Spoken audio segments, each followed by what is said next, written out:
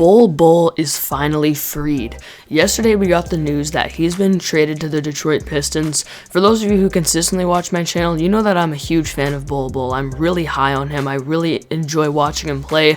His skill set is so unique to the point that we could definitely see him being a potential all-star later in his career as he develops. And so far in his NBA career, he really hasn't got any chances at all to actually play consistently in NBA games. And the fact that he's going to be traded to the Pistons here could really open up some opportunities for him. So that's what I'm going to be talking about in today's video, just how much of an opportunity this is for Bull and how it's finally his chance to really truly start his NBA career and get on that quest to becoming one of the more unique potential stars in the NBA as his career goes on. So before we do get into it, it turns out that 92% of you guys watching my videos in the last month aren't subscribed to the channel. So if you guys are new, definitely make sure to hit that subscribe button to get that number up and to get on that road to 1,000 subscribers. So let's get into the video. So as we know, the news broke yesterday that Bull was traded to the Detroit Pistons in exchange for Rodney McGruder and a second-round pick.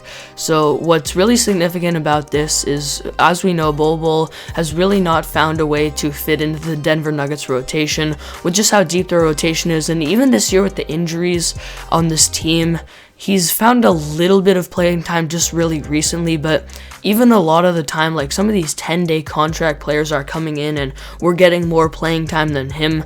And I made my last video that I made on the channel about Bull, it's actually become my most viewed video on the channel, and I talked about what's the real reason that he wasn't playing on the Nuggets, because I really think that there was a bad relationship between him and Mike Malone. Feel free to check that one out as well. Definitely an interesting video there, but the bottom line was he was definitely just not fitting in at all to the rotation in Denver, and there were certainly some problems there. But when we look at what the situation is in Detroit, this is one of the teams that is very close to being literally the worst team in the league record-wise, and really doesn't have a lot of depth at all. They're really trying to completely rebuild. They got the #1 pick this year in Cade Cunningham, and they just don't have really a lot of depth at all, as really other than Cade Cunningham, Jeremy Grant, Sadiq Bey, and maybe you could throw in Isaiah Stewart in there as well, they don't really have a lot of reliable options that can really just give consistent minutes and guarantee that they are really NBA stuff. Like, you could look at this Pistons roster right now and give an argument that Bull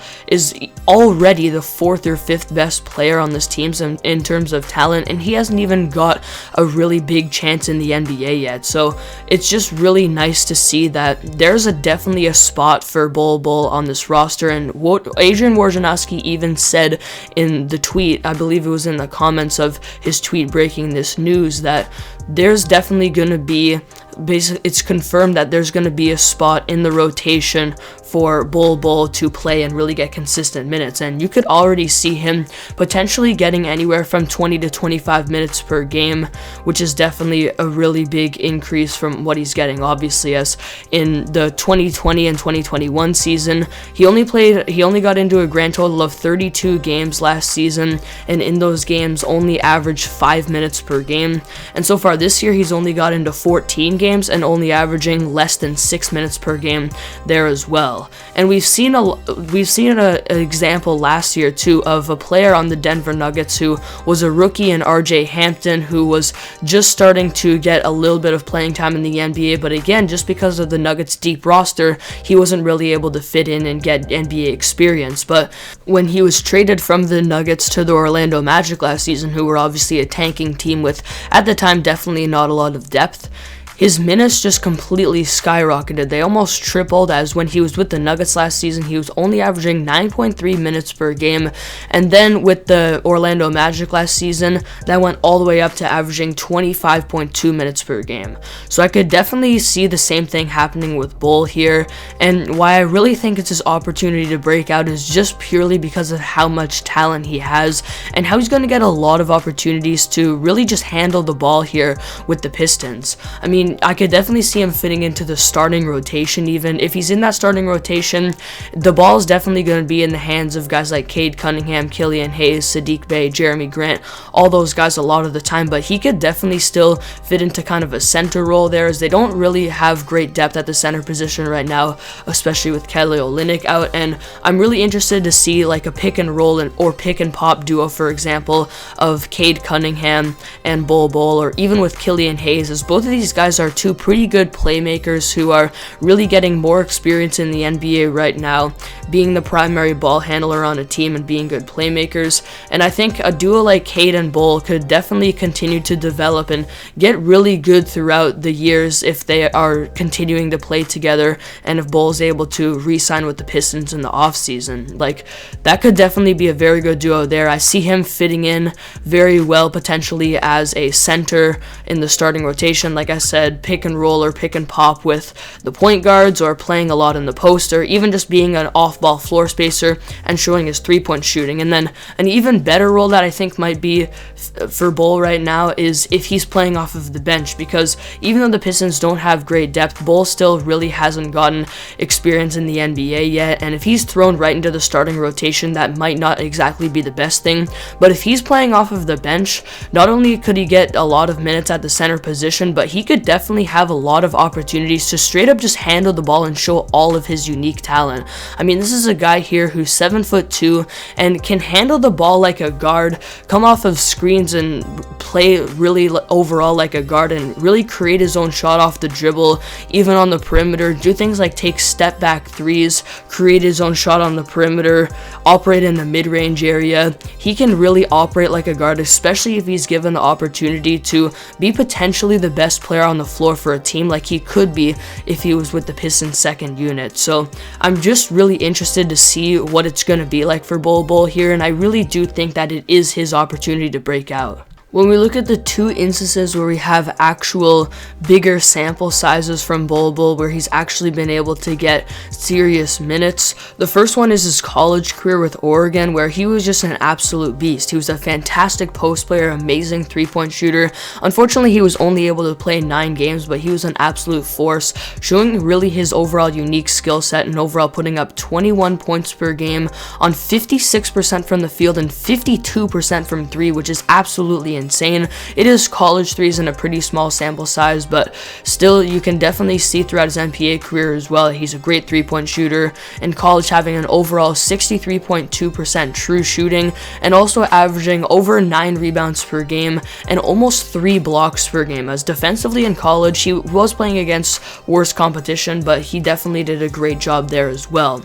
Another example of kind of a bigger sample size of when he was able to get consistent minutes was this year in the NBA Summer League, where he was truly one of, if not the best player in the Summer League this year, again playing against worse competition, but really showing his guard-like skill set and being a fantastic scorer, putting up 21.7 points per game.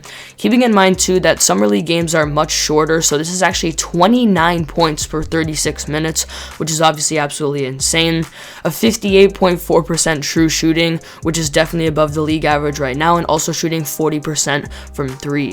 So you can see here just how good Bol Bol has been in the times when he's able to get consistent playing time, and even throughout his actual NBA career, because I know Summer League and college, obviously he's not playing against very good competition, but in actual NBA time throughout his career, he's putting up almost 16 points per 36 minutes, even though he hasn't really been able to get a big rhythm because he's not getting that much playing time.